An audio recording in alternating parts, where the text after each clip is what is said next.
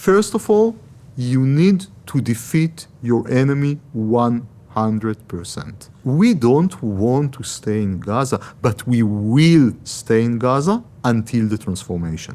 We need a society that will live side by side with Israel in peace.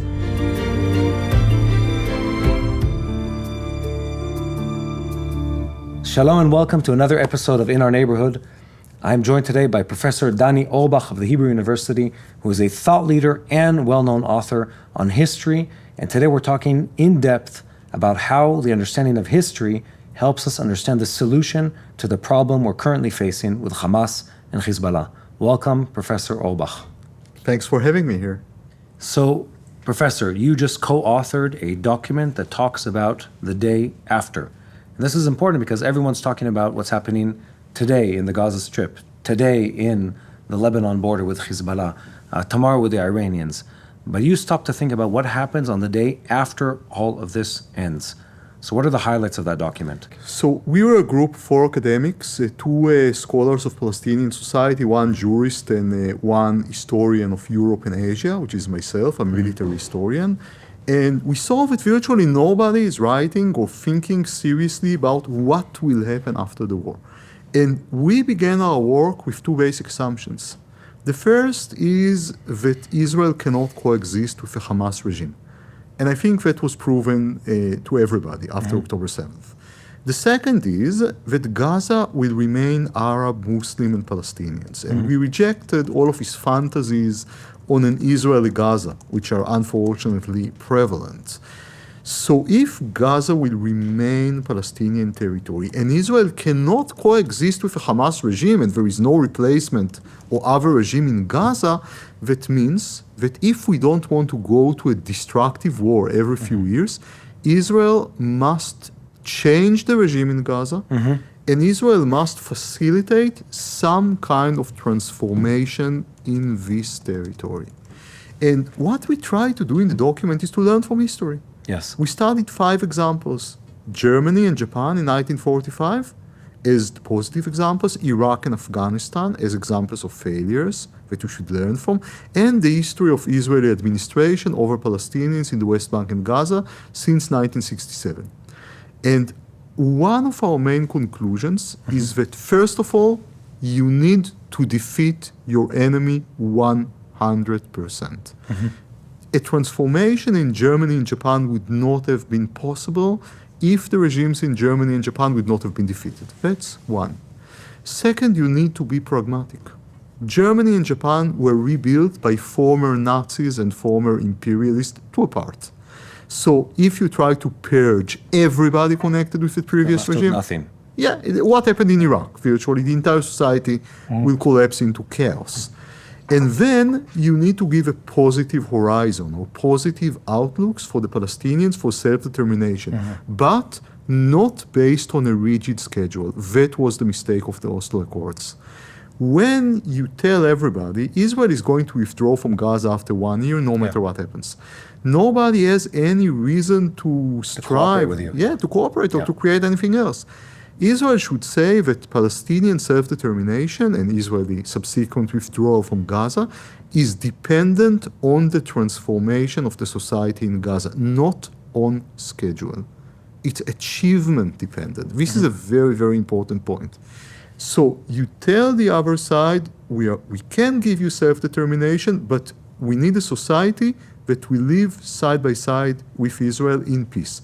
You said something very profound, and I want to hear more about it. You said Israel can't live alongside Hamas, which we all agree on, and Hamas needs to be completely, what? You said beat, destroyed, vanquished? What is the word you would use to describe Vanquished. that? Vanquished. How does that look, practically speaking? I think it contains 3 different variables. One is territory. Okay. There shouldn't be any territory on the Gaza Strip where Hamas operates freely.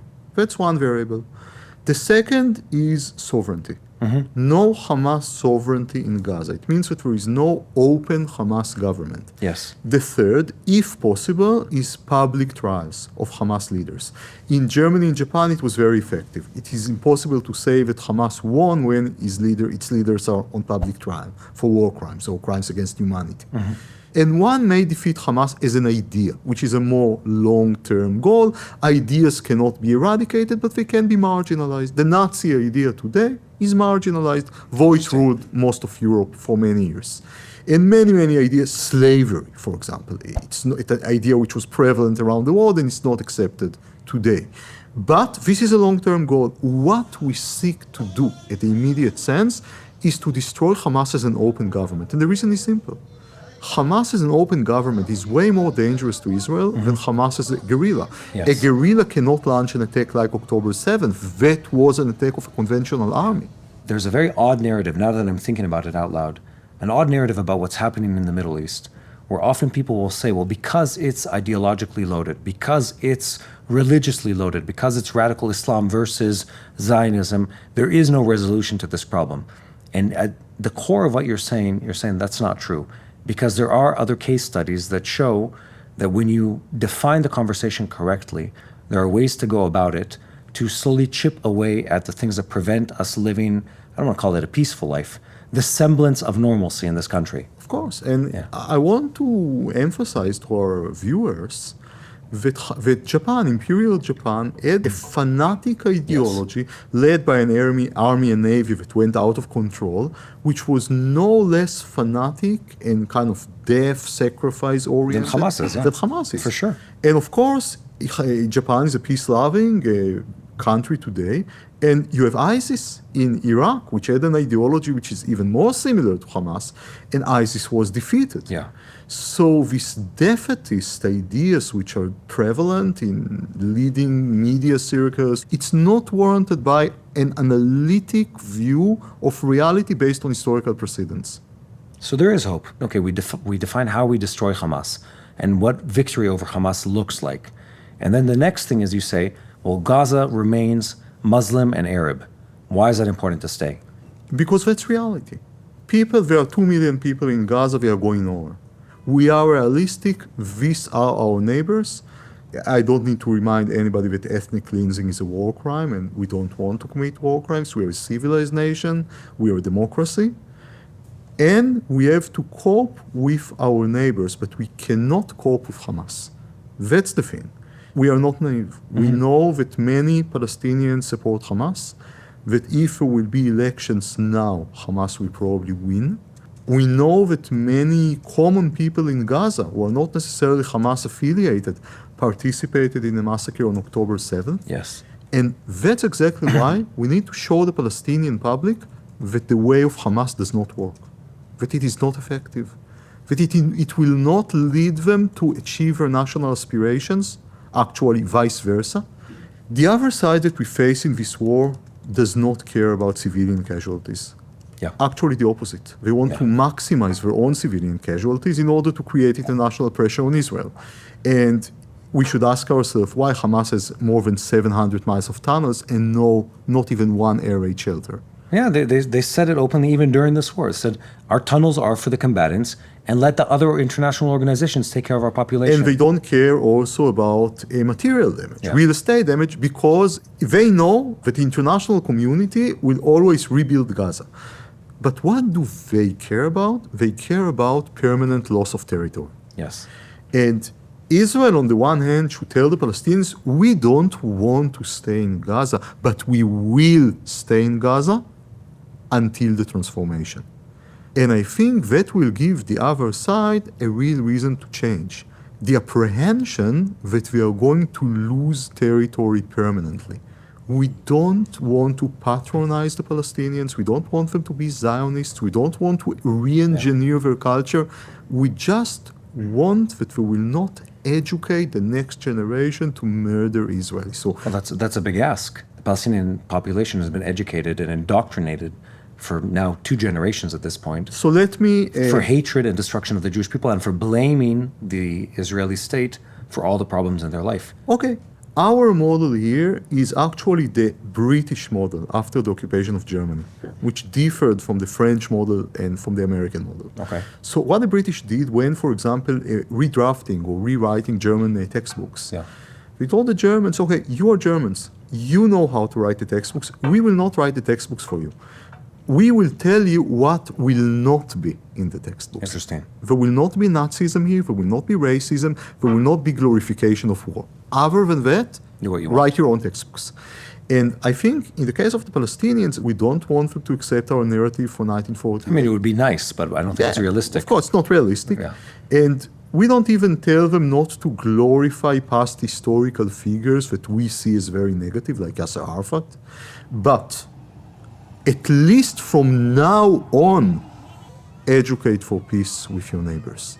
We don't even want Israel to be the one who is regulating this. Yeah. If another force will be ready to take responsibility and to do the transformation, it's preferable. We are even ready to accept the PA if the PA will be ready to implement the reforms. And Israel, we need to tell our partners, both in the West, the US, Europe, and in the region, that if you give us a credible proposal of a transformation process, we are ready to take a step back. But if you won't do it, then We're not we'll have leaving. to occupy Gaza. We're not leaving. Hamas is one of many problems that we have in this region right now. I'd say higher on the totem pole than Hamas is Hezbollah and their backers, the Iranians. What is your information? What does the history show us about what can be done with the current situation with the Hezbollah? I think it's important to understand the Iranian strategy. Iran wants to eradicate Israel. Doesn't want to eradicate Israel theoretically. Doesn't want to eradicate Israel as a messianic vision for the future. It wants to eradicate Israel now, in the near future, as a first priority, and we are ready to suffer great sacrifice in order to do it.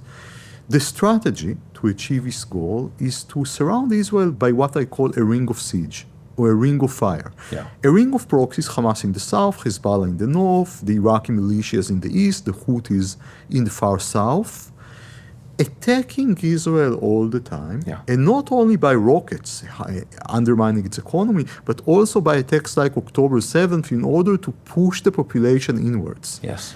To actually, empty entire frontier areas, territories from population. They've been successful. It's Exactly. it's terrible and negative, but they've been successful at it. Israel becomes smaller and smaller. The stronger populations will emigrate at some point. That's what we think. And then we will destroy Israel. But what the crux here? The thing is that they put Israel, as we say in strategy, on the horns of a dilemma. Yeah. Putting you on the horns of a dilemma means that you need to choose between two bad options, and then you are confused and don't know what to do. And the other side, of course, is taking advantage of this confusion.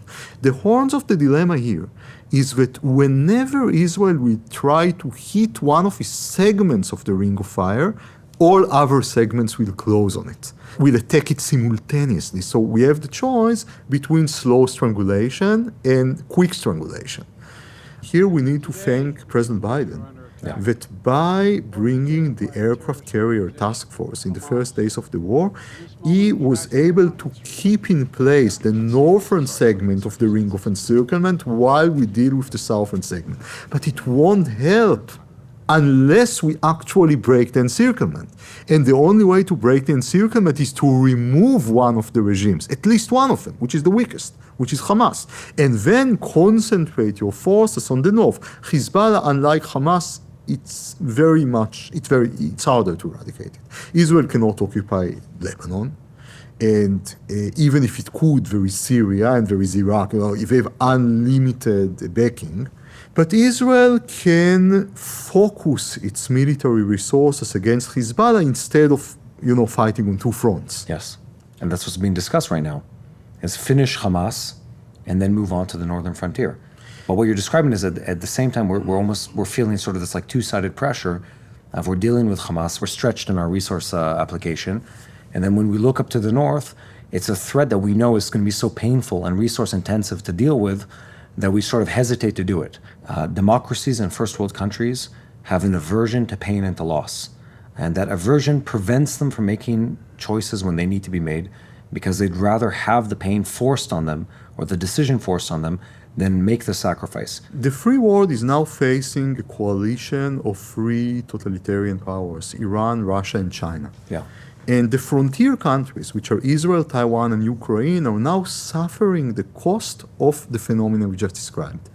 The West is afraid of an escalation, and that incentivizes the rival, be it Putin or Khamenei, the supreme leader of Iran, or Hamas, to risk escalation because they know the other side doesn't want it. Yeah. So in order to prevent escalation, you need to not to fear escalation. I know it sounds like a paradox, but it's true. But then what happens in history? Something very interesting. Often the side who doesn't want an escalation, and it says so, has a hidden button, which the enemy doesn't see. I'll give you an example and that it will be clearer.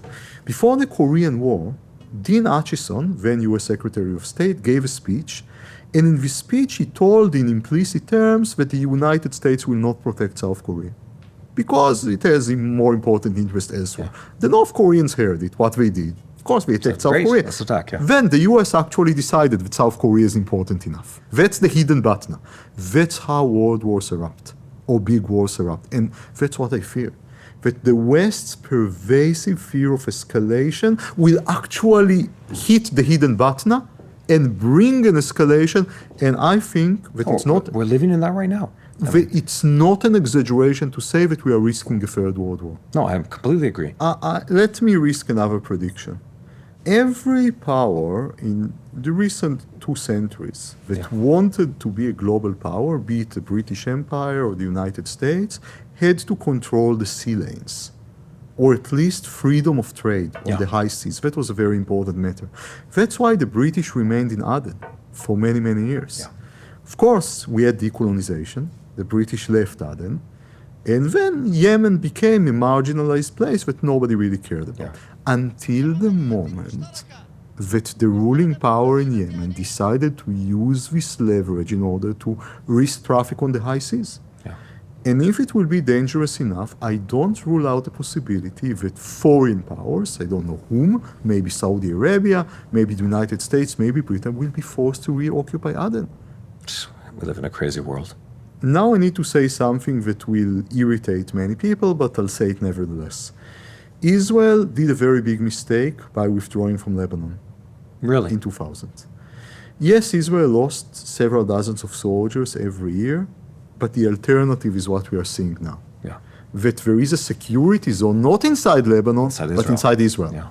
So Israel may need, I'm not sure it will happen, I'm not sure it should happen, but I bring it as a possibility, should reoccupy a zone in Lebanon, or as an alternative, Israel should start playing with proxies again. Iran is strangling us and hitting us through proxies. I think we have no choice of playing the Iranian game. There are so many forces in the Middle East, in Lebanon, in Iraq, in Syria, that hate Iran and its proxies. We need to start working with these people. Well, we have an aversion as a society from playing dirty. Yeah, we need to. We fear and pain the loss of innocent life as a society. The Yeah. Iranians don't look at the world that way. They're willing to sacrifice the innocent for their goals. And I'm asking you, are you saying we need to shift, not our values, but our willingness and our propensity to violence needs to sort of go up a couple notches to be able to really play the game properly in this part of the world? We should keep our limits. We should keep the basics of international humanitarian law. Yeah. I don't think we should be war criminals, but we should interpret it in a way that will allow us to fight our enemies and not in a way that progressive jurists interpret it today. Yeah. But I would like to emphasize that you need to fight your enemy at least with some of the ways that your enemy is fighting you. In Judaism, there is a very famous phrase, everybody who drowned you will be drowned. Kol metifecha yitufun. Interesting. And I think everybody who Hamasicizes you will be Hamasicized. You should not hurt innocents, and you should not be violent for the sake of violence or for the sake of greed. Yeah. But you should show that anybody who applies murderous violence against you will pay, and will pay dearly. We fight for survival in this plot of land. And we need to play dirty for these minimum goals of holding our independence no more. Well, Professor Dani Orbach, thank you for coming. Thank you so much. Fascinating conversation.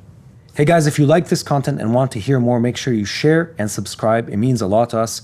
And if you care about creating more content in Israel and telling the truth about what happens here, make sure to make a donation in the link below this video. Hello, this is Mati here in Jerusalem with TBN Israel. This is Yair Pinto from TBN Israel here in Jerusalem. TBN Israel is keeping viewers informed with Israel-focused news, culture, and what God is doing in this land. Support TBN Israel today online at tbn.org/Israel. Thank you.